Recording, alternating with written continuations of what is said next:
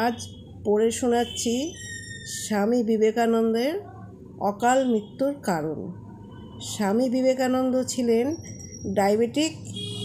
Diabetic patient. জন্মেছিলেন 12ই জানুয়ারি, আর insulin আবিষ্কার হয়ে মার্কেটে এসেছিল 11ই জানুয়ারি। তবে দুঃখের ব্যাপার হলো, দুটো ঘটনার মধ্যে তফাৎ ছিল প্রায় 50 বছরের। ফলে স্বামীজি ইনসুলিনের উপকারিতা পাননি। এবার প্রশ্ন হলো, স্বামীজির মতন এরকম শারীরিকভাবে সক্ষম, সর্বত্যাগী, পরিশ্রমী মানুষ এত অল্প বয়সে কেন চলে গেলেন? দুর্ঘটনায় মানুষ অকালে মারা যায়। স্বামী বিবেকানন্দর জীবনে তো এরকম কোনো ঘটনা ঘটেনি। মানুষের যাবতীয় রোগের যদি একটি মাত্র কারণেই বাঁচতে বলা হয়, তাহলে সেটা হলো তার জিন, অর্থাৎ বংশানুক্রমিকভাবে পাওয়া ব্যাধি। বিবেকানন্দের বাবা বিশ্বনাথ দত্ত ছিলেন স্বল্প আয়ু। তারও ডায়াবেটিক ছিল। খুব স্ট্রেসফুল জীবন ছিল। রোজগার করতেন প্রচুর, খরচাপাতি করতেন আরও বেশি, এবং আত্মীয় স্বজনদের অত্যাচারে জর্জরিত ছিলেন।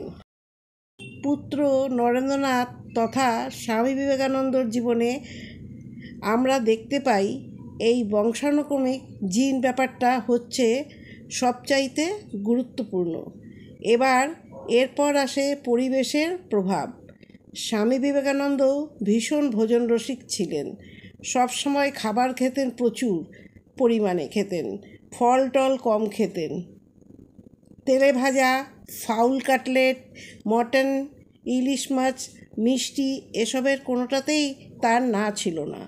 অনেকেই বলেন মৃত্যুর দিন অসুস্থ অবস্থায় ইলিশ মাছ খাওয়াটা বড্ড বাড়াবাড়ি হয়ে গেছিল। সেটা তো নিশ্চয়ই হয়েছিল, কিন্তু সেটা তার মৃত্যুর কারণ নয়। এই জিন এবং অনিয়মিত ভোজন, এই দুটি ডায়াবেটিসের বড় কারণ, যা পরবর্তীকালে বিবেকানন্দের হার্টের সমস্যা। স্বামী বিবেকানন্দ জীবনের একটা বড় সময় প্রচণ্ড অভাবের মধ্যে কাটিয়েছেন। অনেক সময় অনাহারে দিন যাপন করেছেন। লোকসেবায় অকাতরে জীবনদান করেছেন। নিজের স্বাচ্ছন্দ্যের দিকে কখনো একটুও নজর দেননি। এই অনাহার, উপবাস, ইন্টারমিটেন্ট ফাস্টিং, অনিয়মিত ভোজন এর অপকারিতা প্রচুর আছে। যেমন ধরুন, আপনার সুগার আছে, আপনি কি একেবারেই মিষ্টি খাবেন না? বা আপনি প্রি ডায়াবেটিক, আপনি কি মিষ্টি খাবেনই না?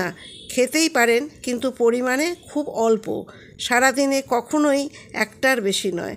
যারা সচেতন তাদের মধ্যে একটা জিনিস খুব দেখা যায়, এরা 10 দিন হলো একটা মিষ্টিও ছুঁলো না। নিশ্চয়ই উপকার হলো, কিন্তু পরের 5 দিন রোজ 4টে করে মিষ্টি খেলো। এতে অপকার অনেক বেশি হলো। এর থেকে প্রতিদিন 8খানা করে মিষ্টি খেলে শরীরের ক্ষতি কম হবে। এবার লক্ষ্য করলে দেখবেন, স্বামী বিবেকানন্দ যবে থেকে ডায়াবেটিক হলেন, সেই সময় থেকে তার খ্যাতিও খুব বাড়তে থাকলো। খ্যাতির সাইড এফেক্ট হলো পরিশ্রম কম হয়ে ব্যস্ততা বেড়ে যাবে। ফলে সুগারের অত্যাচারও বাড়তে থাকে। কিন্তু রোজ 8 ঘন্টা হাঁটা যেন বন্ধ না হয়। সেই সময় ওষুধ সেরকম কিছু ছিল না। ইনসুলিনের তো প্রশ্নই ওঠে না। যা চলতো তাকে টোটকার বেশি কিছু বলা উচিত নয়। খুব স্বাভাবিকভাবেই স্বামী বিবেকানন্দের ডায়াবেটিক ছিল, এখনকার ভাষায় আনকন্ট্রোলড। দীর্ঘদিন অনিয়মিত সুগার থাকলে কিডনির সমস্যাও দেখা দেয়, যা স্বামীজির ক্ষেত্রেও দেখা দিয়েছিল। এর সঙ্গে কি স্ট্রেস একটা বড় ফ্যাক্টর নয়? অবশ্যই বড় ফ্যাক্টর। স্বামী বিবেকানন্দের জীবনে স্ট্রেসের কোনো অভাব ছিল না। স্বামী বিবেকানন্দকে দায়িত্ব নিয়ে বাঙালিরা প্রচুর জ্বালিয়েছে। বেলুড়ের যে মঠ তিনি প্রতিষ্ঠা করেছিলেন, তাকে তখনকার দিনেও বাঙালি বলতো নরেন্দ্র দত্তের বাগানবাড়ি। তাকে যে ঘোড়ার গাড়ি করে তাকে যে ঘোড়ার গাড়ি করে বরণ করে আনা হয়েছিল এবং শোভাযাত্রা করা হয়েছিল তার খরচ স্বামী বিবেকানন্দর থেকেই চাওয়া হয়েছিল। আত্মীয় স্বজনরা অন্যায় মামলায় জর্জরিত করে দিয়েছিল। বালি পৌরসভার একদল কর্মকর্তার পক্ষ থেকে তাকে পরিকল্পনা করে প্রচণ্ড বিপদে ফেলা হতো। হার্টের অসুখ আর উপযুক্ত চিকিৎসার অভাব সব মিলিয়ে স্বামী বিবেকানন্দর জীবন ৩৯ বছরের বেশি দীর্ঘায়িত হতে পারেনি। ৩১টি রোগে ভুগছিলেন।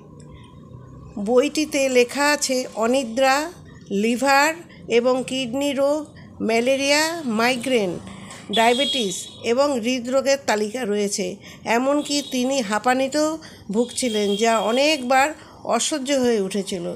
এই মহামানব আরও কিছুদিন বাঁচলে আরও কত কী যে পৃথিবীর জন্য করতেন তা ভেবে হাত কামড়ানো ছাড়া আমরা যারা তার ভক্ত আর কী বা করতে পারি।